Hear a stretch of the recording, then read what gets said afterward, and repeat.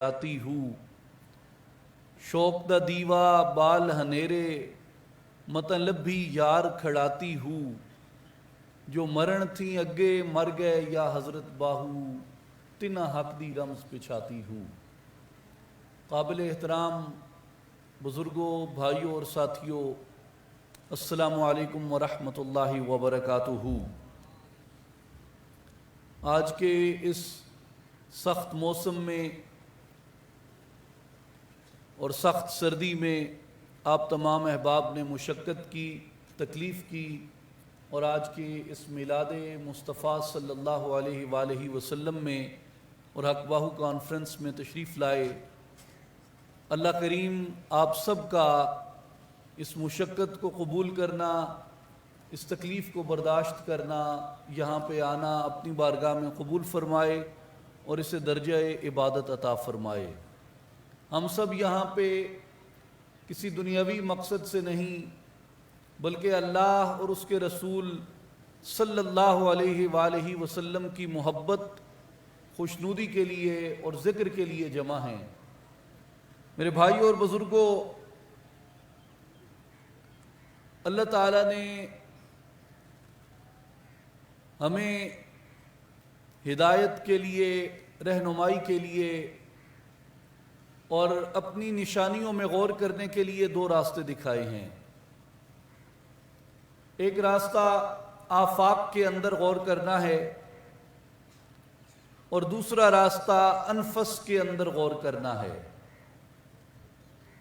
جو آفاق میں غور کرنا ہے اس سے مراد ہے کہ انسان فطرت کا مشاہدہ کرے، درختوں کو دیکھے، آسمانوں کو دیکھے، سیاروں کو دیکھے، ستاروں کو دیکھے، زمین کو دیکھے، جانداروں کو دیکھے، حتیٰ کہ قرآن مجید دعوت دیتا ہے اونٹ کی خلقت میں غور کرو، ہم نے اسے کیسے پیدا کیا، آسمانوں کو دیکھو ہم نے کیسے بلند کیے، پہاڑوں کو دیکھو ہم نے کیسے نصب کیے، زمین کو دیکھو ہم نے کس طریقے سے بچھائی ہے۔ تو ایک طریقہ اللہ تبارک و تعالیٰ کی معرفت کا، اس کی ہونے کا، اس کے خالق ہونے کا، وہ آفاق کے اندر غور کرنا ہے۔ اور جو آفاق میں غور کرنا ہے یہ بھی اللہ تبارک و تعالیٰ کی معرفت کے حصول کا سفر ہے۔ اور جو اولیاء اللہ کے نزدیک انسان اپنی اندر سفر کرتا ہے، اپنی داخلیت میں اترتا ہے، اپنے انفس میں اترتا ہے، یہ سفر بھی قرآن مجید میں اللہ تعالیٰ نے انسان کو حکم فرمایا۔ تو انسان کے اندر اللہ تعالیٰ نے اس کے سینے میں، اس کے دل میں انوار کو رکھا ہے، اور کامیاب وہ شخص ہوتا ہے جو ان انوار تک، اپنے اندر کی اس حقیقت تک رسائی حاصل کر لیتا ہے، وہاں تک پہنچ جاتا ہے، اس کا کھوج لگا لیتا ہے، اس کا سرا پا لیتا ہے، اس راز کو کھول لیتا ہے یا اس کی گرہ کو کھول لیتا ہے۔ اس کی مثال بزرگان دین میں سے ایک آدمی نے یہ مثال دی کہ میاں پانی کہاں سے حاصل کرتے ہو؟ ہر جگہ پہ تو نہر نہیں بہہ رہی، ہر جگہ پہ تو دریا نہیں ہے، جو دریا سے دور رہتے ہیں وہ پانی کیسے حاصل کرتے ہیں؟ وہ مٹی کھودتے ہیں، بظاہر مٹی ہے، اسے دیکھ کے نہیں لگتا کہ اس کے اندر ان کی تشنگی اور پیاس بجھانے کا سامان بھی اللہ نے رکھا ہے۔ لیکن وہ فرماتے ہیں کہ انسان اپنی مٹی کو کھودتا ہے، اس کی ڈگنگ کرتا ہے، اس کے اندر جاتا ہے، بعض جگہ 30 فٹ، بعض جگہ 40 فٹ، بعض جگہ 60 فٹ، بعض جگہ 90 فٹ پہ جا کے نیچے سے پانی کا چشمہ نکل آتا ہے، اور وہ پانی جب باہر آتا ہے وہ صاف ہوتا ہے، شفاف ہوتا ہے، مٹی سے پاک ہوتا ہے، گدلا نہیں ہوتا بلکہ اجلا ہوتا ہے۔ تو بزرگان دین فرماتے ہیں کہ بندہ خدا اللہ تبارک و تعالیٰ نے پانی کے چشموں کو تیرے وجود کی مٹی کے اندر جاری کر رکھا ہے۔ لیکن تجھے جس چیز کی ضرورت ہے وہ اپنی مٹی کو کھودنے کی، اپنی مٹی کو کھوجنے کی ہے۔ جب تک تو کھدائی نہیں کرتا، ڈگنگ نہیں کرتا، تو ابلتے ہوئے پانی کے چشمے تک نہیں پہنچ سکتا۔ میرے پیر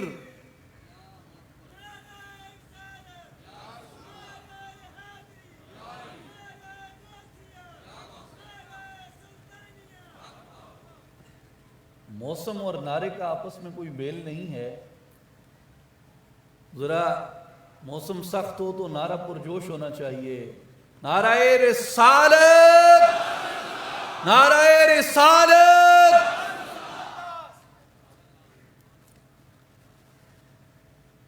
میرے پیر، پیروں کے پیر، دستگیر محی الدین غوث العظم سیدنا شیخ عبد القادر جیلانی رحمت اللہ تعالی علیہ، آپ نے واعظ دیا، درس دیا، اور آپ نے اسی حقیقت پہ گفتگو کی کہ اللہ تعالیٰ نے انسان کے وجود کے اندر انوار کو رکھا ہے، مگر ہم غافل ہیں، وہاں تک جانے کی صحیح اور کوشش نہیں کرتے۔ ایک شخص نے کھڑے ہو کے عرض کی، حضور اگر وہ اندر ہے تو نظر کیوں نہیں آتا؟ اگر وہ موجود ہے تو نظر کیوں نہیں آتا؟ نظر بھی آنا چاہیے۔ آپ کے پاس اس کا جواب موجود تھا، ایک دودھ کے پیالے کی صورت میں۔ جس طرح لوگ زیتون سے تیل نکالتے ہیں، کارن سے تیل نکالتے ہیں، اور چیزوں سے تیل نکلتا ہے، ہم دیہاتی لوگ دودھ سے تیل نکالتے ہیں، گھی نکالتے ہیں۔ آپ نے اس سے پوچھا کہ گھی کیسے حاصل کرتے ہو؟ اس نے کہا حضور دودھ سے، آپ کے پاس دودھ کا پیالہ پڑا تھا، آپ نے پیالہ اٹھایا اور فرمایا کہ اگر اس کے اندر گھی ہے تو مجھے دکھاؤ گھی کدھر ہے؟ اگر گھی ہے تو گھی کدھر ہے؟ اس نے کہا حضور گھی تو ہے، مگر گھی نکالنے کے لیے اس دودھ کو پروسیس کرنا پڑے گا۔ آپ نے فرمایا یہی تیری بات کا جواب ہے کہ نور تیرے اندر موجود ہے، مگر اس نور تک پہنچنے کے لیے اس جسم کو پروسیس کرنا پڑتا ہے۔ جیسے دودھ ہے، دودھ کو جاگ لگائی جاتی ہے، بند کر کے رکھا جاتا ہے، صبح آتی ہے خاتون خانہ، وہ اس جاگ لگے ہوئے دودھ کو کھولتی ہے، اس کو دوہتی ہے، بلوتی ہے۔ جب اسے بلوتی ہے لسی الگ ہو جاتی ہے، مکھن الگ ہو جاتا ہے، مکھن کو اٹھا کے وہ ایک برتن میں ڈالتی ہے، اسے آگ کے اوپر رکھتی ہے، آگ پہ پکاتی ہے، خام الگ ہو جاتا ہے، گھی الگ ہو جاتا ہے۔ آپ نے فرمایا بیٹا اسی طرح پہلے بندے کو کسی کامل سے اپنے وجود کو، اپنے آپ کو جاگ لگوانے کی ضرورت ہے۔ جاگ بنا دو جمدے نہیں یا حضرت باہو، بھامے لال ہومن کڑ کڑ کے ہوں۔ کسی کامل سے جاگ لگواؤ، اس کے بعد اپنی اس مٹی کو پروسیس کرو، اس کا مکھن نکلے گا، اس مکھن کو عشق کی آگ پہ رکھیں گے۔ جب عشق کی آگ پہ رکھیں گے تپش عشق الہی سے خام الگ ہو جائے گا، وہ نور ظاہر ہو جائے گا۔ مولانا جلال الدین رومی رحمت اللہ علیہ نے مثنوی شریف میں ایک حکایت بیان فرمائی۔ آپ فرماتے ہیں کہ ایک بادشاہ نے اپنی ملکیت میں سے اراضی کا ایک ٹکڑا ایک شخص کو دیا، اور اراضی کا ٹکڑا اس شخص کو دے کے کہا کہ یہ تمہارا ہے، جس طریقے سے مرضی اسے اپنے تصرف میں لے آؤ، جیسے مرضی اس کو استعمال کرو۔ اس شخص نے اس کے اوپر ایک مٹی کا کچا مکان بنا دیا۔ جب وہ مکان بنا دیا اس میں رہنے لگا تو اسے کچھ لوگوں نے کہا کہ بادشاہ نے تجھے جو قطع اراضی دیا ہے، زمین کا جو ٹکڑا دیا ہے، اس کے نیچے خزانہ دفن ہے، اس کے نیچے سونے کی کان ہے، لیکن تجھے اس کان تک پہنچنے کے لیے اپنا مٹی کا یہ مکان گرانا پڑے گا، مگر وہ شخص آمادہ نہ ہوا اور اس نے اپنی مٹی کا وہ مکان نہ گرایا، اور وہ اس بات پہ ڈٹ گیا اور اڑ گیا اور کہتا ہے کہ میں کان تو میں نے دیکھی نہیں، خزانہ تو میں نے دیکھا نہیں، خزانے کا تو مجھے یقین نہیں ہے، مگر اس مکان کا تو مجھے یقین ہے کہ یہ مکان موجود ہے، میں یہ مکان بھی گرا دوں، خزانے تک بھی نہ پہنچوں۔ تو اس نے اپنی ساری عمر مٹی کے اس مکان میں رہنے کو ترجیح دی، اور بادشاہ نے جو قطع اراضی اسے دیا تھا اس قطع اراضی کے اندر کھود کر اس خزانے کو حاصل نہ کیا، سونے کی اس کان تک نہ پہنچا جو اس کے اندر تھا۔ مولانا جلال الدین رومی رحمت اللہ علیہ فرماتے ہیں، عاقبت این خانہ خود ویران شود، گنج از زیرش یقین اوریان شود۔ اگر وہ شخص محنت کرتا، اپنی مٹی کے مکان سے آگے نکلتا، اس خزانے کے ہونے کا یقین رکھتا، تو عاقبت یہ ہوتی، انجام کار یہ ہوتا کہ وہ اس خزانے کو پا لیتا، اور وہ عریاں ہو جاتا، ظاہر ہو جاتا اس کے اوپر۔ مگر اس کے بارے میں اس کے شک نے اور اس مٹی کے مکان سے آزادی نہ پانے کی اس کی جو معاشرتی جہت بن گئی تھی، اس نے اس کو آگے نہ جانے دیا، اس نے اس کو نکلنے نہ دیا۔ میرے بھائی اور بزرگوں، یہی واقعہ ہمارے ساتھ ہوتا ہے۔ ہم جب پیدا ہوتے ہیں، اس دنیا کے اندر آتے ہیں، ہمارے ارد گرد معاشرت ہے، دنیا ہے، سماج ہے، خیالات ہیں، افکار ہیں، وہ ہماری تعمیر اس طریقے سے کرتے ہیں کہ تو جو کچھ ہے اسی مٹی کے مکان میں ہے، اور یہ جو اراضی کا قطع تجھے دیا ہے بادشاہ نے، اس کے اوپر یہ تیرا قائم ہے، اور اسے مت گرانا، خزانہ تو پتہ نہیں ہے یا نہیں، باتیں ہی ہیں، ہو سکتا ہے نہ ہو، ایسا نہ ہو کہ مٹی کے مکان سے بھی جائے۔ اس تشکیک نے، اس سکیپٹسزم نے، اس شک نے، اس ظن نے، اس گمان نے، مولانا رومی فرماتے ہیں کہ تمہیں تمہارے خزانے سے محروم کر رکھا ہے۔ تم نے کبھی مٹی کے اس وجود سے نکلنے کی کوشش ہی نہیں کی کہ اس سے ماورا بھی ایک کائنات ہو سکتی ہے، اس سے ماورا بھی ایک دنیا ہو سکتی ہے۔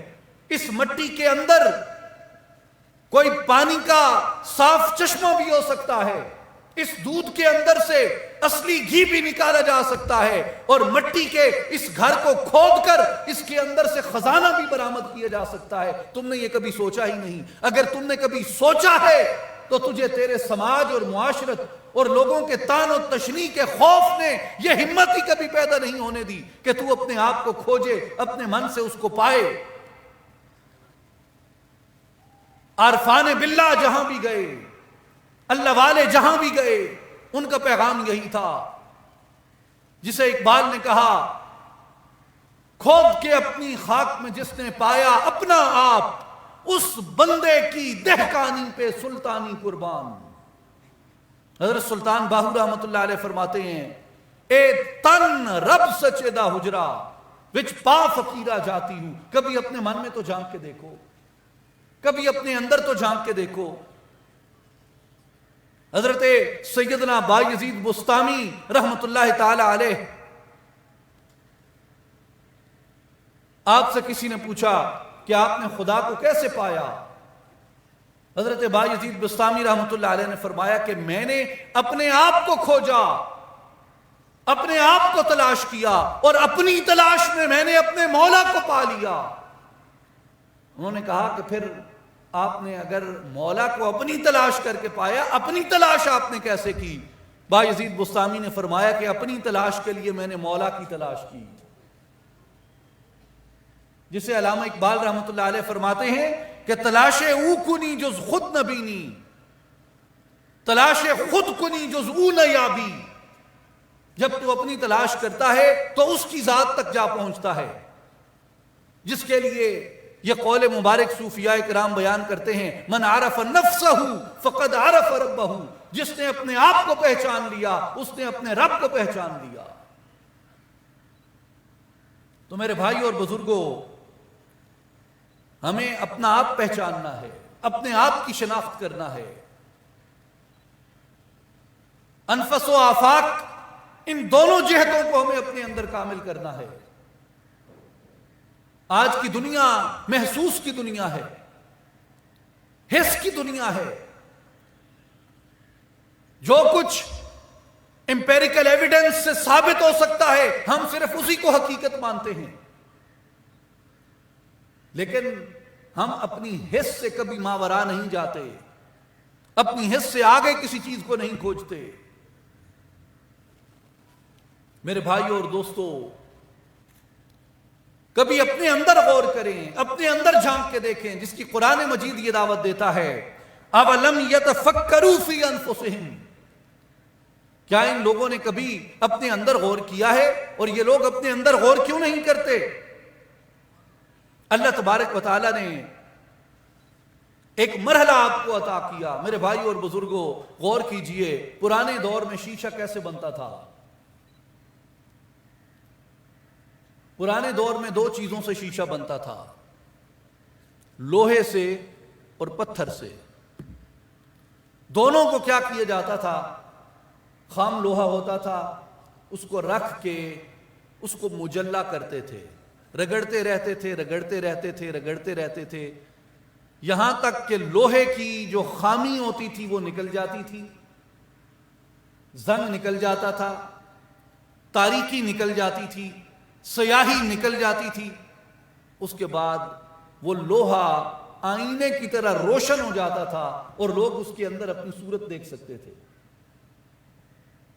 دوسری جو آئینہ گری کی صنعت تھی وہ پتھر سے تھی، کہ اسی طرح پتھر کو رگڑا جاتا تھا، مجلہ کیا جاتا تھا، اتنا اس کو وہ رگڑتے، پروسیس کرتے، اتنا پروسیس کرتے، اتنا پروسیس کرتے کہ وہ پتھر آئینے کی طرح روشن ہو جاتا، اس کے اندر شکل دکھنے لگتی۔ آج بھی آپ کسی بھی پتھر والے کی، ماربل والے کی دکان پہ چلے جائیں، وہ آپ کو شیشہ اس طریقے سے پالش کر کے دے سکتا ہے کہ آپ کو اپنا رخ اس کے اندر نظر آنے لگ جائے۔ تو یہ مٹی جو ہے، اس مٹی کو اللہ تبارک و تعالیٰ نے آئینہ بنایا، جس کے لیے نبی پاک علیہ الصلوۃ والسلام نے فرمایا، قلب المؤمن مرآۃ الرحمن، مومن کا دل اللہ کا شیشہ ہے، مگر شیشے تک پہنچنے کے لیے اس شیشے کو پروسیس کرنا پڑتا ہے،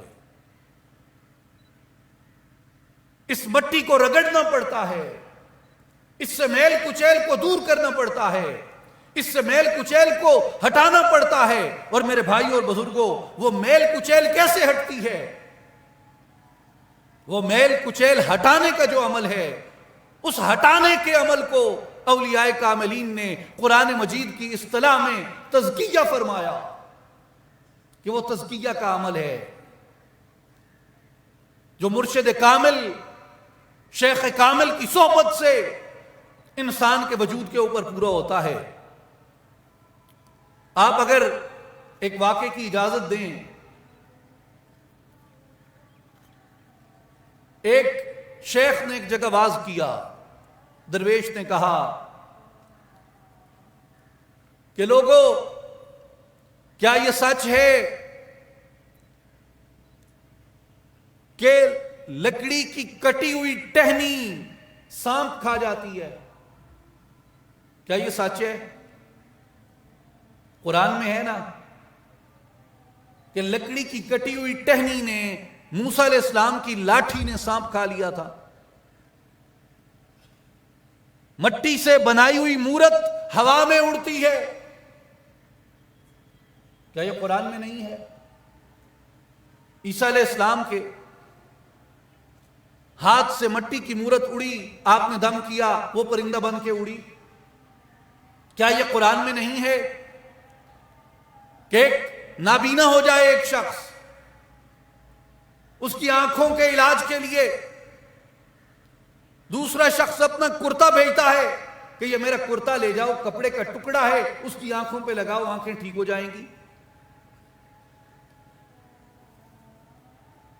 لوہا داؤد علیہ السلام کے ہاتھ میں آتا ہے تو موم کی طرح پگھلتا ہے. بزرگوں نے کہا کہ لاٹھی سانپ کھا سکتی ہے مگر ہر لاٹھی نہیں. مورت اڑ سکتی ہے مگر ہر مورت نہیں. کپڑے کا ٹکڑا شفا دے سکتا ہے مگر ہر کپڑے کا ہر ٹکڑا نہیں. لوہا موم ہو کے پگھلتا ہے مگر ہر ہاتھ میں نہیں. لکڑی کو سانپ کھانے کے لیے دست موسیٰ کی ضرورت رہتی ہے. مورت کو اڑنے کے لیے دم عیسیٰ کی ضرورت رہتی ہے. کپڑے کو شفا دینے کے لیے لمس جسم یوسف کی ضرورت رہتی ہے. اور لوہے کو موم کی طرح پگھلنے کے لیے دست داؤدی کے اعجاز کی ضرورت رہتی ہے. اس لیے تزکیہ خود بخود نہیں ہوتا بلکہ کسی شیخ کامل کی توجہ کی ضرورت ہوتی ہے. مٹی یہی ہوتی ہے.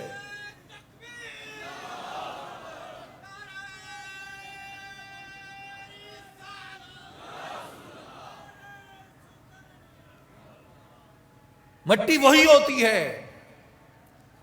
جو بے قیمت ہوتی ہے، لیکن جب کسی کوزگر کے ہاتھ میں آ جاتی ہے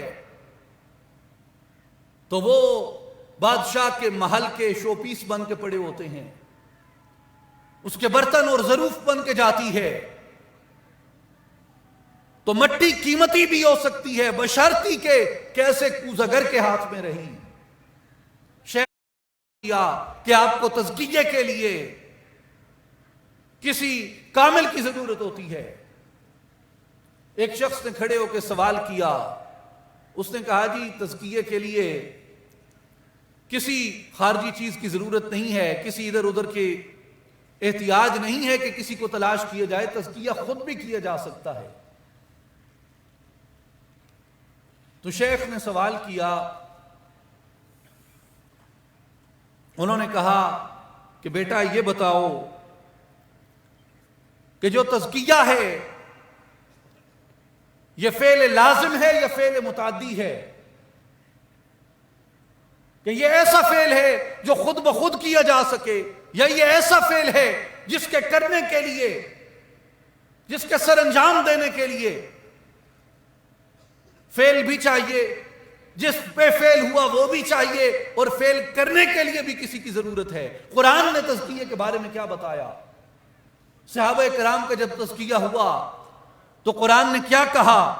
کانو یزکون انفسہم, کہ یہ لوگ اپنے تزکیہ خود کر لیا کرتے تھے, یا قرآن نے یہ بتایا کہ وَيُزَكِّيهِمْ, انہیں پاک کرنے کے لیے میں نے اپنے محبوب کو جلوہ گر کیا. یہ پاک ہوتے ہیں میرے محبوب کی مجلس میں آ کے, میرے محبوب کی معیت میں آ کے, میرے محبوب کی صحبت میں آ کے. تو اس لیے جو تزکیہ ہے وہ ایسا فعل ہے, وہ ایسا عمل ہے جس کے لیے کسی کرنے والے کی ضرورت پڑتی ہے. مثال کے طور پہ آپ نے خنجر تیز کرنا ہے, چھری تیز کرنی ہے, وہ خود بخود بڑے بڑے تیز ہو جائے گی؟ اس لیے مولانا جلال الدین رومی رحمۃ اللہ علیہ سے منسوب یہ کلام ہے کہ ہیچ چیزیں خود بخود چیزیں نشد, ہیچ خنجر خود بخود تیزیں نشد, مولوی ہرگز نشد مولائے روم, تا غلام شمس تبریزیں نشد. فرمایا کہ کوئی چیز خود بخود نہیں بن جاتی, ہر چیز بننے کے لیے بنانے والے کی محتاج ہوتی ہے, اور کوئی خنجر خود بخود تیز نہیں ہو جاتا, اسے تیز کرنے کے لیے کسی کاریگر کی ضرورت ہوتی ہے. مولوی ہرگز نشد مولائے روم, روم کا ملا مولائے روم نہیں بنا تب تک جب تک کہ شمس تبریزی کی محبت میں, شمس تبریزی کی توجہ میں نہیں آیا. اس لیے سلطان العارفین حضرت سلطان باہو رحمۃ اللہ علیہ فرماتے ہیں کہ پاکی کے لیے کسی کامل کی صحبت, کسی کامل کی تربیت کی ضرورت ہوتی ہے. مرشد کامل ایسا ہوئے جڑا دھوبی وانگوں چھٹے ہو, نال نگاہ دے پاک کریندا وچ سجی صبون نہ گتے ہو میلیاں نو کر دیندا چٹا وچ ذرا میل نہ رکھے ہو میں قربان اس مرشد دے باہو جڑا لوں لوں دے وچ وسے ہو۔ مرشد وہ ہوتا ہے جو دھوبی کی طرح بندے کو پاک کر دیتا ہے، جو بندے کے اندر کو، بندے کے باہر کو، بندے کے ظاہر کو، بندے کے باطن کو اللہ کی رحمت کے اندر لبریز کر دیتا ہے۔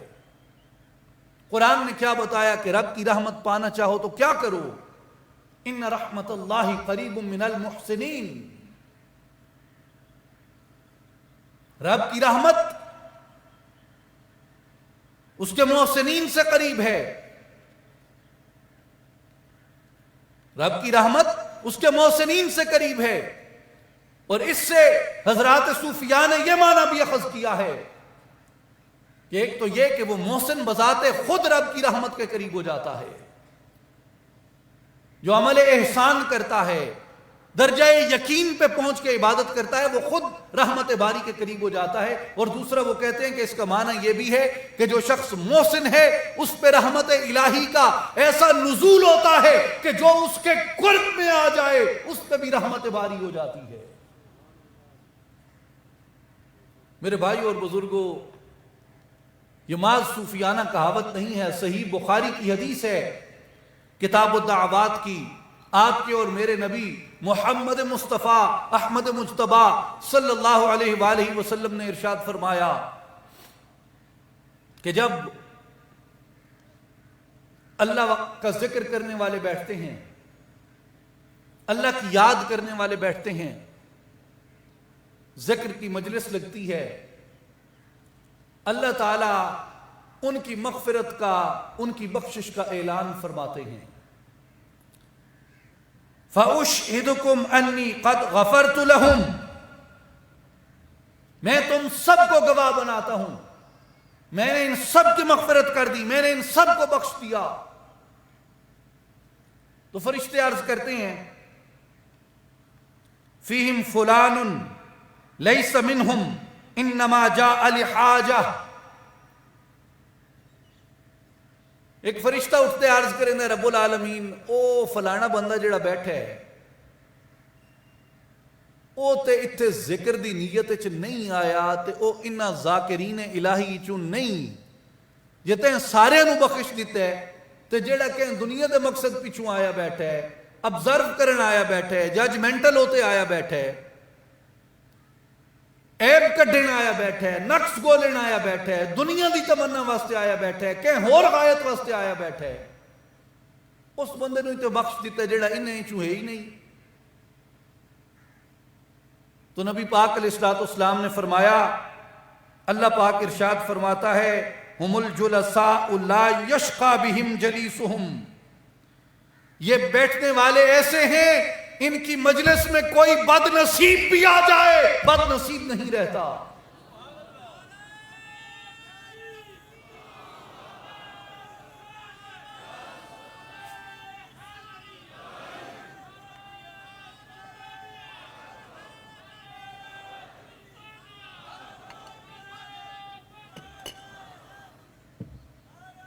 ان کی صحبت میں، ان کی مجلس میں بد نصیب بھی آ جائے نہ مراد نہیں رہتا۔ کیوں؟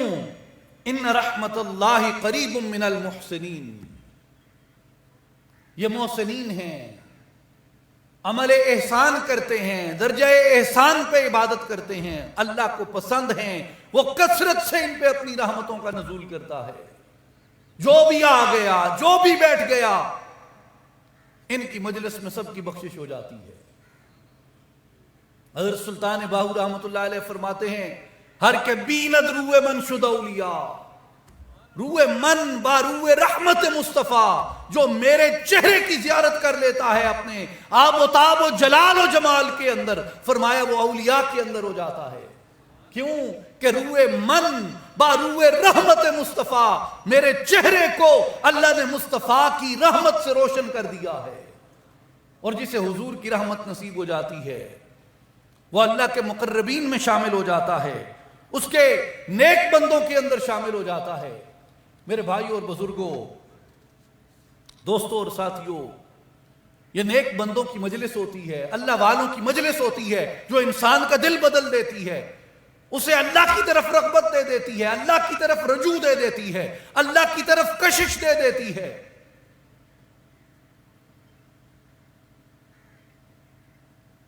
آپ غور کریں، حضرت شیخ سعدی رحمۃ اللہ علیہ کا ایک قطعہ ہے، زمانہ طالب علمی میں یاد کیا تھا، اس وقت معلوم نہیں تھا کہ یہ اس قدر دور رس ہمارے لیے ایک پیغام ہے۔ شیخ سعدی نے لکھا ہے کہ پسر نوح با بداں بنشست، خاندان نبوتش گم شد، سگے اصحاب کہف روز چند، پائے نیکاں گرفت و مردم شد۔ پسر نوح با بداں بنشست، نوح علیہ السلام نبی ہیں، نوح علیہ السلام دا پتر کچھ دیں بیڑیاں نال بیٹھا، پسر نوح با بداں بنشست، چنگیاں دا پتر آئی بیڑیاں دی صحبت وچ بیٹھا، خاندان نبوتش گم شد، نبوت کا خاندان گم کر بیٹھا۔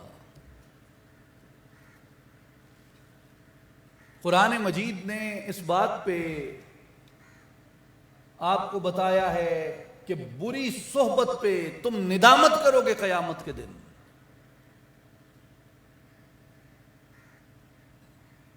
یا ویلتا لیتنی لم اتخذ فلانا خلیلا، انسان اپنا ہاتھ کاٹے گا، ہاتھ کاٹ کے کھائے گا اور عرض کرے گا کاش میں نے اس دنیا کے اندر رہتے ہوئے رسول اللہ کا راستہ اختیار کیا ہوتا، اور کاش میں نے فلاں برے شخص کو اپنا دوست نہ بنایا ہوتا۔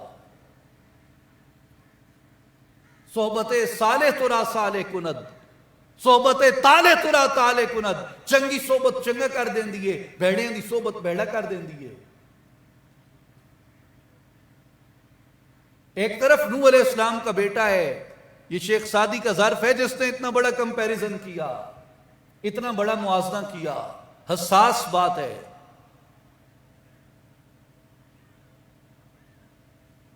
ایک پاسے نبی دا پتر ہے، بیڑیاں نال بیٹھے تے نبوت دا خاندان گوا بیٹھا، وڈیاں لہراں دے سپرد ہو گیا، تے دوے پاسے سگے اصحاب کہف روز چند، اصحاب کہف دا کتا چند دیہاڑے نیکاں دے نقش قدم تے ٹرا، پائے نیکاں گرفت تو مردم شد، نیکاں دی راہ تے چلا، اللہ نے او دا نصیب ہی نیکاں نال لکھ دیتا۔ میاں صاحب کی فرمایا ہے فضل تیرے نہ لوئے تردے،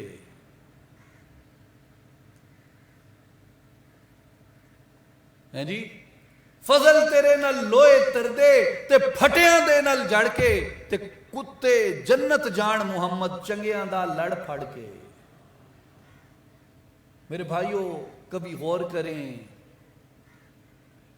لوہے کی فطرت زیادہ کثیف ہے، لکڑی کی جو حیت ہے، جسامت ہے، وہ لوہے کے مقابلے میں لطیف ہے۔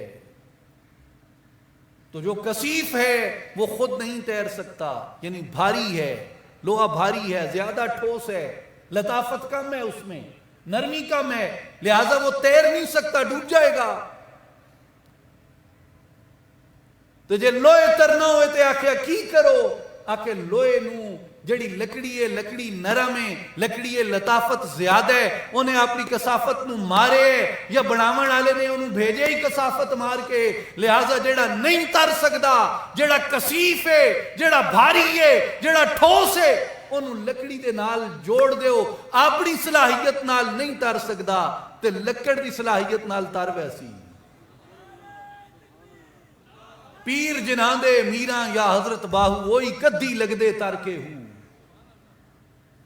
سن فریاد پیران دے یا پیرا میری عرض سنی کن دھر کے ہوں، بیڑا اڑیا میرا وچ کپران دے جتھے مچھ نہ باندے ڈر کے ہوں، پیر جلانی محبوب سبحانی میری خبر لئیو جھٹ کر کے ہوں، پیر جنہاں دے میراں یا حضرت باہو او کدھی لگ دے تر کے ہوں۔ میرے دوستوں اور بزرگوں، نیکوں کی مجلس میں کتا آ گیا, ان کے نقش قدم پہ چلا, اللہ نے اس کو بھی جنت کے اندر اعلی رتبے عطا کر دیے.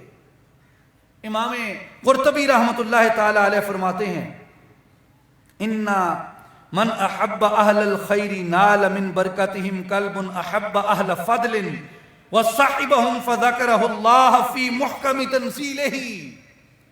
وہ فرماتے ہیں خدا کے بندو, جو شخص بھی اہل خیر سے محبت کرتا ہے ان کی برکت کو پا لیتا ہے, یہاں تک کہ ان کے نقش قدم پہ ایک کتے نے چند دن گزارے, اللہ نے اپنی پاک آخری کتاب میں اس کتے کو بھی درجے دے کے بیان کیا. اور پھر امام قرطبی رحمۃ اللہ علیہ فرماتے ہیں قلت اذ كان بعض الكلاب قد نال هذه الدرجة العليا بصحبته ومخالطته الصلحاء والاولياء فما ظنك المؤمنين الموحدين المخالطين المحبين للاولیاء والصالحین.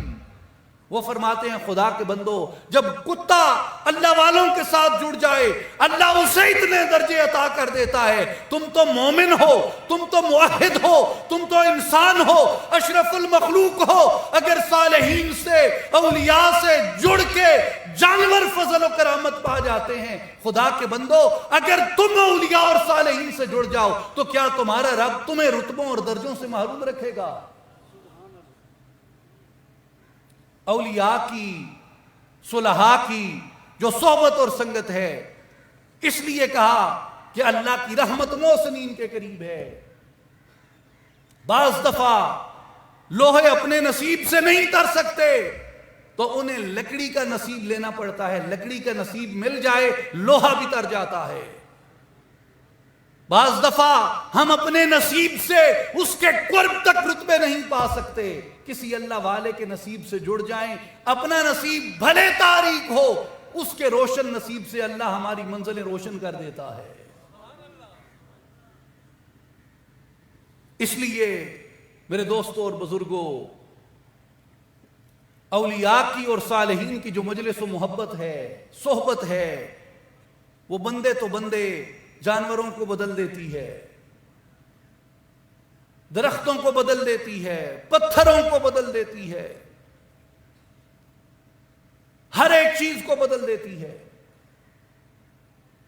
میرے بھائیوں, سارے ہی پتھر ہیں, سارے پتھر ہیں. حجر اسود بھی پتھر ہے, کئی پتھر ہیں. مقام ابراہیم بھی پتھر ہے, وہ بھی تو ایک پتھر ہے. ساری وادیاں ہیں, وادی طوا بھی ایک وادی ہے. سارے پانی ہیں. یہ زمین کس نے بنائی؟ مٹی کس نے بنائی؟ اس میں پانی کس نے چھوڑا؟ ابلتے ہوئے چشمے کس نے پیدا کیے؟ پانیوں کا مالک کون ہے؟ سمندروں کا مالک کون ہے؟ دریاؤں کا مالک کون ہے؟ ندیوں کا مالک کون ہے؟ مگر زمزم تو ایک ہی ہے نا. زمزم کیوں مبارک ہے؟ یہ پہاڑیاں ساریاں کے دین اسے دین تے ہر پہاڑی تے چکر لاتے آکھو میرا عمرہ ہو گئی ہے. وہ ایک صفا مروہ ہے جنہوں رب نے ایک نیک عورت دے قدمہ نال برکت دیتی ہے. یاد رکھیں, اماں ہاجرہ نبیہ نہیں ہیں, انبیاء صرف مردوں میں ہوئے. اماں ہاجرہ ولیہ ہیں. صحیح ولیہ نے کی, نشانی کس کی بن گئی؟ الصفا والمروہ من شعائر اللہ.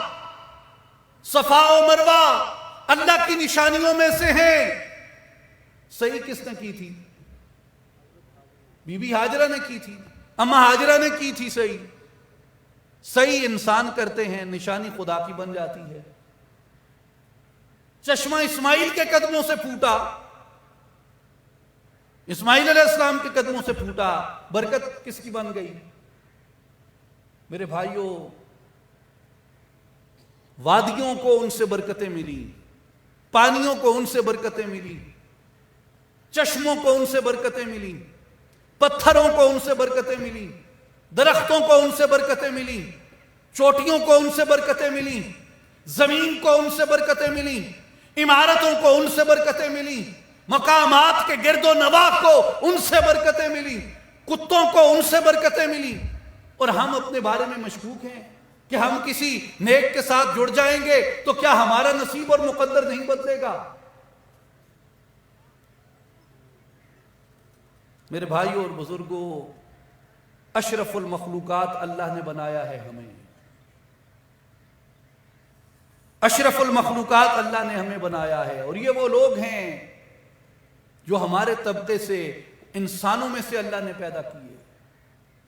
نبوت انسانوں کو بخشی ہے اللہ نے، ولایت انسانوں کو بخشی ہے اللہ نے۔ اپنے آپ سے ہم کیوں مایوس ہیں؟ ما غرک بربک الکریم، تمہیں رب کی رحمت سے کس چیز نے گمراہ کر رکھا ہے، کس چیز نے محروم کر رکھا ہے؟ اس کی امید چھوڑ کے بیٹھے ہو، اس کے کرم کی، اس کے فضل کی امید چھوڑ کے بیٹھے ہو۔ میرے بھائیوں اور بزرگوں، اس لیے اولیاء اللہ نے اس بات پہ زور دیا، ایمفسس کیا کہ اپنی کھوج کے لیے، اپنے اندر کی تلاش کے لیے اولیاء کی معیت اور صحبت اختیار کرو، کیونکہ یہ وہ لوگ ہیں جو تمہیں قرآن یوں پڑھاتے ہیں جیسے قرآن تمہارے اپنے اوپر بیت رہا ہے۔ قرآن بتانا ایک الگ بات ہوتی ہے، قرآن بتانا ایک الگ بات ہوتی ہے۔ اولیاء قرآن بتاتے بھی ہیں، قرآن بتاتے بھی ہیں۔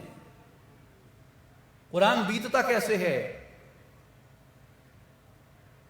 میں اس کی ایک سادہ مثال آپ کو دیتا ہوں۔ آپ جب واعظ سے قرآن سنیں گے، مفسر سے قرآن سنیں گے، ظاہر ہے اس کا ایک ٹارگٹ ہے، اس کا ایک گول ہے، وہ مختلف ہے۔ وہ بتائے گا آیت کا یہ شان نزول ہے، فلاں فلاں لوگ اس کے مصداق تھے، فلاں فلاں کے لیے یہ آیات نازل ہوئی، اس تاریخی واقعے میں فلاں فلاں لوگ موجود ہیں، اس سند کے ساتھ یہ صحیح روایت ہے، فلاں سند کے ساتھ یہ ضعیف روایت ہے، اس نے اس قول کو اختیار کیا، جمہور کی یہ رائے ہے، فلاں کی یہ منفرد رائے ہے، اس بات کے اوپر سب کا اجماع ہے، یہ اس کی صحیح اور درست تشریح اور تعویل ہے۔ وہ مفسر آپ کو بتا دے گا۔ مثال کے طور پہ سورہ بقرہ کا دوسرا رکوع لے لیں، سورہ منافقون لے لیں، جب اسے ظاہر کے ساتھ پڑھیں گے اس کا اطلاق ماضی پہ ہوگا، وہ منافق تھے جو گزر گئے، وہ لوگ تھے جو گزر گئے، ان پہ اطلاق ہے۔ یا زیادہ سے زیادہ یہ ہوگا کہ جڑے میرے مسل کی مخالفن، میرے سیاسی مخالفن، میں ایتاں پڑھ کے انہاں تے دبی آساں، اے سارے منافق ہیں۔ اے نا جی، عرفاء کیا کہتے ہیں، اللہ والے کیا کہتے ہیں؟ وہ کہتے ہیں جب نفاق پہ کوئی بھی آیت پڑھو، منافقت پہ کوئی بھی آیت پڑھو، اللہ کو حاضر ناظر جان کے اپنے آپ کو کٹہرے میں کھڑا کر کے دیکھو، کہیں میں تو اس منافقت کا مصداق نہیں بن رہا، یہ علامات نفاق میرے اندر تو نہیں ہیں۔ یہ بھلے عبداللہ بن ابی کے بارے میں تھی، یہ بھلے چھپ چھپ کے شکوے کرنے والوں میں تھی، کیا ان کی حرکتیں میں نے تو نہیں اپنا رکھی؟ اور عرفاء یہ کہتے ہیں کہ قرآن کو جب پڑھو تو کسی دوسرے پہ چسپاں کرنے کی بجائے اپنے آپ کو اس آئینے کے روبرو لا کے کھڑا کرو اور اپنی صورت دیکھو، میں کدھر ہوں۔ وہ مجھے ایک لطیف سی بات ہے حضرت مولانا جلال الدین رومی کی۔ ایک دن ان کے پاس ایک تشریف لائے مہمان رے سے، ان مجذوب تھے نجم الدین رازی، تو مولانا رومی نے اور صدر الدین قونوی نے، یہ دونوں بیٹھے تھے، تو نماز مغرب کا وقت ہو گیا۔ مولانا جلال الدین رومی نے وہ نجم الدین رازی کو آگے کھڑا کر دیا اور کہا جی آپ جماعت کرائیں مغرب کی۔ اب وہ کھڑے ہو گئے، وہ تو مجذوب تھے، انہوں نے فاتحہ پڑھی، فاتحہ پڑھ کے انہوں نے پہلی رکعت میں سورت پڑھی قل یا ایھا الکافرون، دوسری رکعت کے لیے اٹھے، انہوں نے پھر فاتحہ پڑھی بلند آواز سے، دوسری رکعت میں پھر انہوں نے پڑھی قل یا ایھا الکافرون۔ عموماً یا تو مختلف آیات پڑھی جاتی ہیں یا سورہ اخلاص پڑھی جاتی ہے، نہ آتی ہو، انہوں نے دونوں میں قل یا ایھا الکافرون پڑھی۔ جب تیسری رکعت کے بعد سلام پھیرا، صدر الدین قونوی رحمۃ اللہ علیہ نے مولانا رومی سے کان میں پوچھا کہ انہیں کی کیتے ہے؟ جلال الدین رومی نے انہوں نے کہا کہ پہلی باری میرے واسطے پڑھی ہے، دوئی باری تیرے واسطے پڑھی ہے۔ تو اولیاء جب قرآن پڑھتے ہیں، سخت آیات دیکھتے ہیں، عذاب کی آیات دیکھتے ہیں، وہ یہ نہیں سمجھتے کہ یہ عذاب کسی اور کے لیے بیان کیا گیا ہے، وہ اپنے اوپر دیکھتے ہیں کہ یہ عذاب میرے لیے بیان کیا گیا، یہ علامات نفاق میرے اندر تو نہیں پائی جاتی۔ اس لیے اس تزکیے کے احتساب کے عمل سے گزر کے اللہ تبارک و تعالی ان کے کردار کو، شخصیت کو آئینے کی طرح روشن کر دیتا ہے۔ اور یہی وجہ ہوتی ہے کہ یہ لوگ فیض رسان ہوتے ہیں، ان سے فیض بڑھتا ہے، روشنی بڑھتی ہے، نور بڑھتا ہے، امید بڑھتی ہے، یقین بڑھتا ہے۔ میرے بھائیو، امام ابن جوزی نے صفت الصفوہ میں یہ قول نقل فرمایا کہ ما رأیت للقلب انفع من ذکر الصالحین، صالحین کی صحبت تو ان کی صحبت ہے، ان کی معیت تو معیت ہے، ان کی تربیت تو تربیت ہے۔ میں نے جو نفع بخش ترین چیزیں دیکھی ہیں دل کے لیے، ان میں ایک صالحین کا ذکر کرنا ہے۔ اللہ والوں کے تذکروں سے دل پگھلتا ہے، ان کی یاد سے دل پگھلتا ہے۔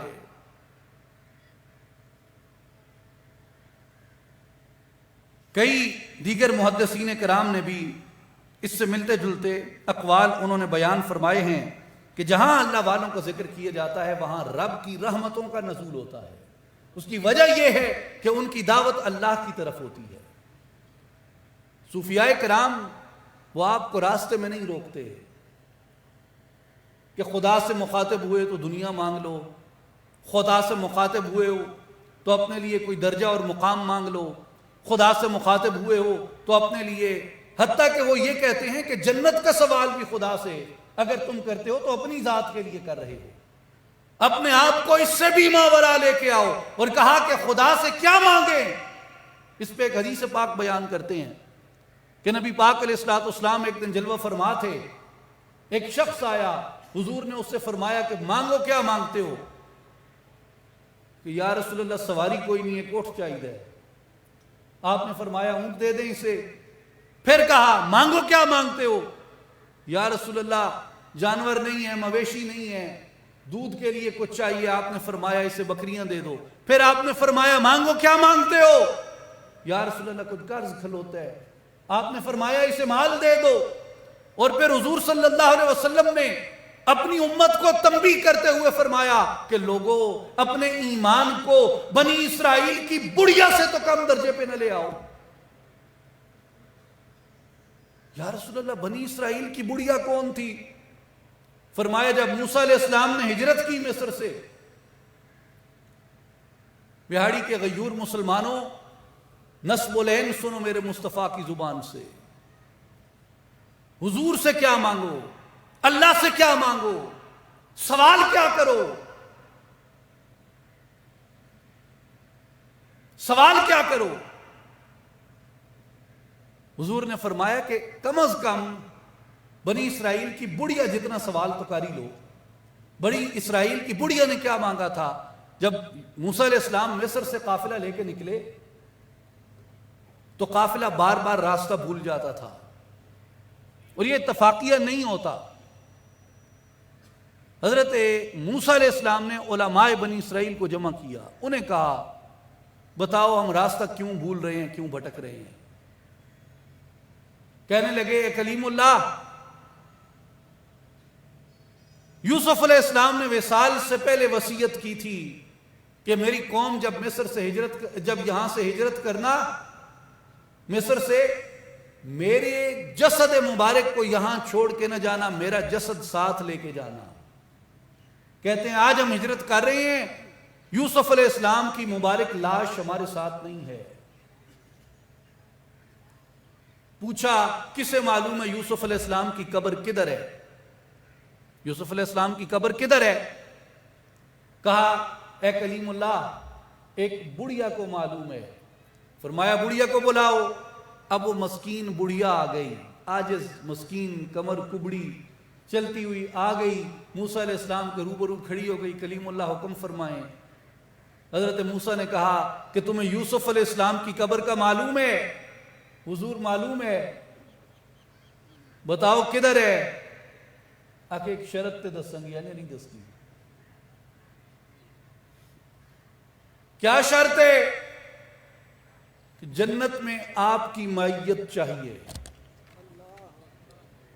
جنت میں آپ کی معیت چاہیے،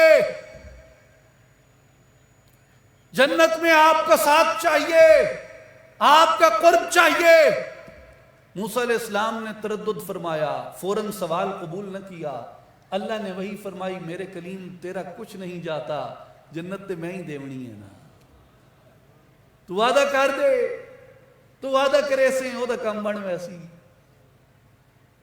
شاہاں چے عجب گر بنوازند گدارا، بادشاہ تے کیڑا باوج پوندا ہے جو کہیں غریب نو فقیر نو کوئی امداد دے دے ونتا۔ موسیٰ علیہ السلام کر لے وعدہ۔ موسیٰ علیہ السلام نے وعدہ کر لیا، اس نے یوسف علیہ السلام کی قبر کا بتایا، یوسف علیہ السلام کا مبارک جسد بنی اسرائیل نے ساتھ اٹھایا، اس کے بعد راستہ نہیں بھٹکے۔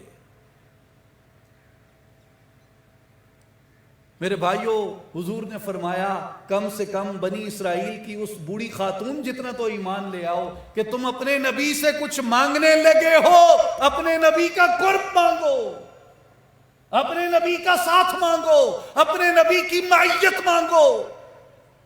میرے آقا و مولا نے آپ کو اور ہمیں یہ بشارت دیتے ہوئے فرمایا، حضور نے کہا کہ میری امت میں ایسے لوگ آئیں گے جو یہ چاہیں گے ہم اپنا جان مال متاع ہر چیز دے کے بدلے میں آقا کی ایک زیارت کر لیں گے۔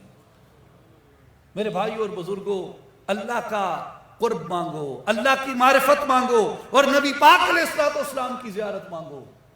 اولیاء اللہ یہ کہتے ہیں کہ لوگوں اللہ سے مانگ ہی رہے ہو، یہ یقین ہے کہ وہ دے گا یا نہیں دے گا؟ اگر یہ یقین ہے تو کیا مانگتے ہو؟ دنیا تو وہ دے دیتا ہے، سوال وہ قبول کرتا ہے، جو چاہا وہ مل گیا۔ تو کہا ایک قدم آگے کیوں نہیں جاتے، اس سے اسی کو کیوں نہیں مانگتے؟ مانگ رہی ہیں نا تو اس سے اسی کو مانگو، اس سے اسی کو چاہو، اس سے اسی کا سوال کرو۔ یہ اولیاء کرام کی تعلیمات ہے جو انہیں لا کے مختلف کرتی ہے باقی تمام طبقات سے۔ یہ حال کی تعلیم ہے، یہ اندر کی تعلیم ہے جو آپ کو ایک منزل دیتی ہے، ایک نصب العین دیتی ہے، ایک مقصد دیتی ہے، ایک بلند رتبہ دکھاتی ہے، بلند درجہ دکھاتی ہے۔ اس لیے اللہ تبارک و تعالیٰ ان لوگوں کو اپنے کرم کے ساتھ، اپنے فضل کے ساتھ خاص کر لیتا ہے۔ نبی پاک علیہ السلام نے فرمایا کہ یہ لوگ میری امت کے بہترین لوگ ہوں گے جو اللہ کی دعوت دیں گے، جو اللہ کی طرف بلائیں گے۔ الا انبئکم بخیارکم، کیا میں تمہیں نہ بتا دوں کہ تم میں سب سے بہترین لوگ کون ہیں؟ عرض کی یا رسول اللہ آپ ارشاد فرمائیں سب سے بہترین لوگ کون ہیں؟ میرے آقا نے فرمایا اذا رؤوا ذکر اللہ عز وجل، جب تم انہیں دیکھتے ہو تمہاری زبانوں پہ اللہ کا ذکر جاری ہو جاتا ہے۔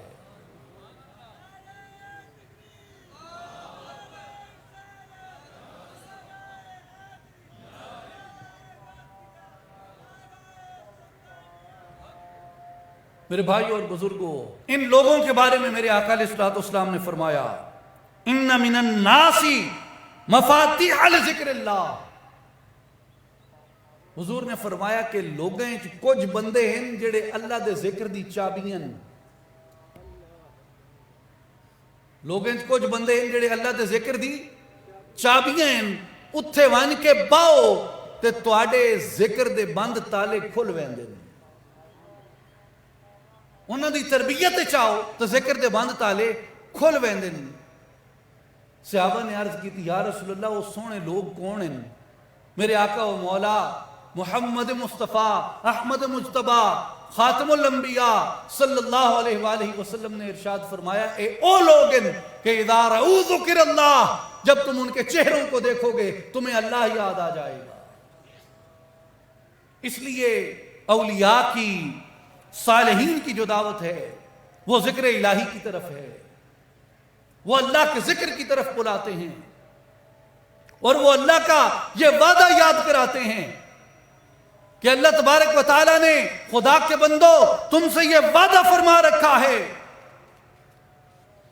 کہ تم میرا ذکر کرو میں تمہارا ذکر کروں گا، فاذکرونی اذکرکم، تم مجھے یاد کرو میں تمہیں یاد کروں گا، تم میرا ذکر کرو میں تمہارا ذکر کروں گا۔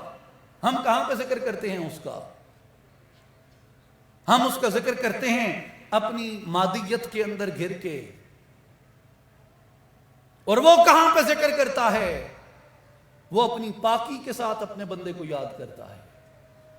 ہم اس زمین پہ ذکر کرتے ہیں جہاں نفس کو بھی دخل ہے، جہاں شیطان کو بھی دخل ہے، جہاں نجاست کو بھی دخل ہے، جہاں ناپاکی کو بھی دخل ہے، جہاں گمراہی کو بھی دخل ہے، اور ہزار خرافات کو دخل ہے۔ ہم جب یہاں گناہوں سے بھری اس مقام پہ گناہوں سے دور ہو کے نفس و شیطان کو للکار کے اس کی چاہتوں کو چھوڑ کے اللہ کا ذکر کرتے ہیں، وہ اپنی پاکی میں ہمارا ذکر کرتا ہے، جہاں نفس و شیطان کو دخل نہیں، جہاں ناپاکی کو دخل نہیں، جہاں نجاست و غلاظت کو دخل نہیں، وہاں کیا ہے؟ وہ سبحان کی درگاہ ہے، وہاں پاکی ہی پاکی ہے، وہ قدوس کا دربار ہے۔ میرے بھائی اور بزرگوں، کیا یہ منافع کا سودا نہیں ہے کہ تم اپنی کم تر حیثیت میں اس کا ذکر کرو، وہ اپنی اکبر حیثیت میں تمہارا ذکر کرے؟ ہم اپنے حقیر اور ادنا ہونے کے ساتھ اس کا ذکر کریں، اور وہ اپنے کبیر اور اعلیٰ ہونے کے ساتھ ہمارا ذکر کرے۔ ہم اپنی کم علمی میں اس کا ذکر کریں، اور وہ اپنے خبیر ہونے سے ہمارا ذکر کرے۔ ہم عام لوگوں میں اس کا ذکر کریں، ہم عام لوگوں میں اس کا ذکر کریں، وہ اپنے ملائک میں ہمارا ذکر کرے۔ میرے بھائی اور بزرگوں، یہ اس کا کرم ہوتا ہے جب انسان اس کا ذکر کرتا ہے۔ اولیاء اللہ فرماتے ہیں کہ اللہ تبارک و تعالی اپنے بندوں کو مخاطب کر کے فرماتا ہے فَاذْكُرُونِي فِي الرَّخَاءِ بِالطَّاعَةِ وَالدُّعَاءِ اذکرکم بالبلاء بالعطیۃ والنعماء۔ اللہ پاک نے فرمایا کہ اے بندے، تو مجھے اپنی آسانی میں اطاعت اور دعا کے ساتھ یاد کیا کر، میں تیری مشکل میں تجھ پہ اپنی نعمتوں کے دروازے کھول کے تجھے یاد کروں گا۔ جب تجھے آسانی ہو اپنے مولا کا ذکر کر، اپنے رب کا ذکر کر۔ کہا جب تو آسانی میں اس کا ذکر کرے گا، وہ جانتا ہے جب تو مشکل میں ہوگا وہ تیری مدد کر کے تیرا ذکر کرے گا، تجھ پہ نعمتوں کے رحمتوں کے دروازے کھول کے تیرا ذکر کرے گا۔ وہ تجھے بتائے گا کہ تیرے مولا نے تجھے بھلایا نہیں ہے، جیسے تو اسے یاد کرتا تھا آج وہ بھی تجھے یاد کر رہا ہے۔ وہ اپنی فتح کے، اپنی مدد کے، اپنی نصرتوں کے لشکر بھیج کے تیری مدد کرے گا۔ تجھے یقین ہو جائے گا میں نے اسے یاد کیا تھا، وہ مجھے یاد کر رہا ہے۔ اذکرونی بالسؤال اذکرکم بالنوال، تم مجھے سوال کر کے یاد کرو میں تمہیں عطا کر کے یاد کروں گا۔ اذکرونی بالتوبۃ اذکرکم بالعفو عن الحوبہ، تم مجھے توبہ کرتے ہوئے یاد کرو میں تمہارے گناہوں کو معاف کرتے ہوئے یاد کروں گا۔ وہ مولا فرماتا ہے تم میری ثنا کے ساتھ مجھے یاد کرو میں تمہیں ہدایت عطا کر کے یاد کروں گا۔ وہ مولا فرماتا ہے تم مجھے صدق اور اخلاص کے ساتھ یاد کرو میں ما سوی اللہ سے تمہیں خلاصی عطا کر کے یاد کروں گا۔ تم میری موافقت کے ساتھ مجھے یاد کرو میں تمہیں عزتیں عطا کر کے یاد کروں گا۔ جب تمہیں عزت ملے گی، اکرام ملے گا، تکریم ملے گی، تو تمہیں یہ احساس ہو جائے گا کہ میں نے جس کا ذکر کیا اس نے میرے صلے کو ضائع نہیں کیا۔ عزتوں کا مالک کون ہے؟ فَإِنَّ الْعِزَّةَ لِلَّهِ جَمِيعًا۔ اور عزتیں لینے کا طریقہ کیا ہے؟ عزت لینے کا طریقہ یہ ہے کہ اپنی عاجزی میں، اپنی عاجزی کے اندر اس کو یاد کرو، اپنی کمتری کے اندر اس کو یاد کرو، اور یہ حمد و ثنا کرو اس کی کہ مولا عزتیں تیری ہیں، ہر ایک خزانہ تیرا ہے، ہر ایک چیز تیرے لیے ہے، اور میں اپنے آپ کو تیرے بارگاہ میں پیش کرتا ہوں، مگر تجھ سے میں صرف تیرا سوال کرتا ہوں، تجھ سے میں صرف تجھی کو مانگتا ہوں، تجھ سے میں صرف تجھی کو چاہتا ہوں۔ نعرہ تکبیر، نعرہ رسالت، نعرہ خلافت، نعرہ حیدری، نعرہ غوثیہ، نعرہ سلطانیہ، میری جان جوانی، سانسوں کی روانی، میری پریم کہانی، نعرہ سلطانیہ، حضور جانشین سلطان الفقر الرضاکی سلطان محمد علی صاحب، نعرہ سلطانیہ، نعرہ سلطانیہ۔ تمام احباب محبت سے تشریف رکھیں۔ ہماری خوش قسمتی ہے، خوش نصیبی ہے کہ ہمارے مرشد کریم جانشین سلطان الفقر، سرپرست اعلیٰ اصلاحی جماعت و عالمی تنظیم العارفین حضرت سلطان محمد علی صاحب جلوہ فرما ہیں ہمارے درمیان۔ اور میرے بھائیوں اور بزرگوں، یہ ہمارے لیے سعادت ہے کہ ہم آپ کی معیت میں، آپ کے قرب میں، آپ کی صحبت میں اپنے مالک کو، اپنے خالق کو یاد کر رہے ہیں۔ میرے بھائیوں اور بزرگوں، آپ اسی دعوت کو لے کے آپ کی طرف آتے ہیں، ملک بھر میں، دنیا بھر میں آپ اس پیغام کی ترویج کر رہے ہیں کہ لوگوں آؤ، اللہ کی طرف رغبت اختیار کرو، اپنے دلوں کو اللہ کے لیے خالص کر دو۔ اور نبی پاک علیہ الصلوۃ والسلام کی حدیث پاک ہے جس میں حضور نے فرمایا کہ لا تقوم الساعة حتى لا يقال في الارض اللہ اللہ۔ حضور نے فرمایا تب تک قیامت نافذ نہیں ہوگی جب تک کہ زمین پہ ایک شخص بھی اللہ اللہ کرنے والا موجود ہوگا۔ جب تک اللہ اللہ کرنے والے موجود ہیں یہ زمین قائم رہے گی۔ میرے بھائیوں اور بزرگوں، اللہ کا ذکر کرنے سے انسان کا دل اللہ کے لیے خالص ہو جاتا ہے۔ اور سلطان العارفین حضرت سلطان بہو رحمۃ اللہ تعالی علیہ فرماتے ہیں کہ چوتے گے لا بدستاری بیا تنہا چغمداری مجوز غیر حقیاری کہ لا فتح اللہ۔ آپ فرماتے ہیں کہ اللہ نے تجھے فتح کے لیے جو تلوار دی ہے وہ اللہ کا ذکر ہے۔ وہ کیا ہے؟ بولیں وہ کیا ہے؟ اللہ کا ذکر ہے۔ اس کی وجہ آپ فرماتے ہیں کہ اللہ کا ذکر بادشاہ ہے اور نفس و شیطان چور ڈاکو ہیں۔ جس مکان میں بادشاہ آ جائے وہاں سے چور اور ڈکیت بھاگ جاتے ہیں۔ آپ قرآن مجید میں دیکھیں، حضرت سلیمان علیہ السلام کا خط جب ملکہ بلقیس کے پاس پہنچا، میں آخری بات عرض کر رہا ہوں، توجہ سے سنیں، خلاصہ ہے ساری گفتگو کا، ساری گفتگو کا خلاصہ ہے، غور سے سنیں۔ حضرت سلیمان علیہ السلام کا خط جب پہنچا ملکہ بلقیس کے پاس،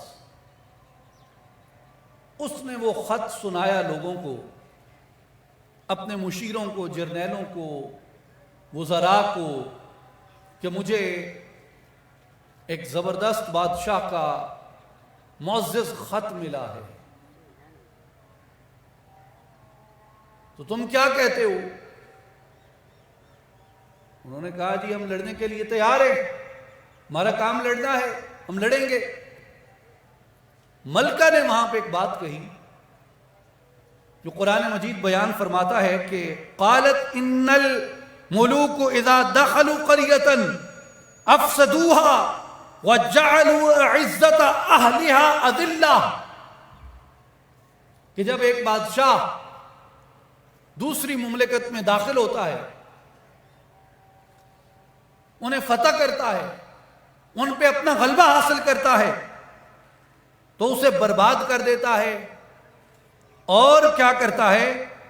جعلوا عزت اہلیہا اذلہ، اس کے معززین کو ذلیل کر دیتا ہے۔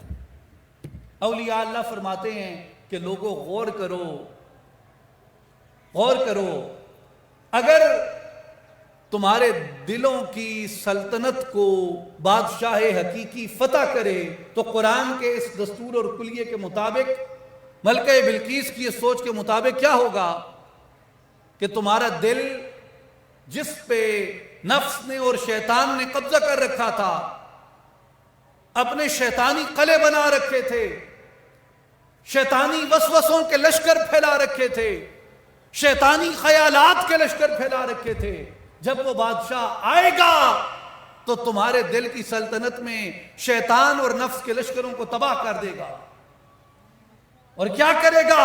وَجَعَلُوا عِزَّةَ أَهْلِهَا أَذِلَّةً، اہل عزت کو ذلیل کر دے گا۔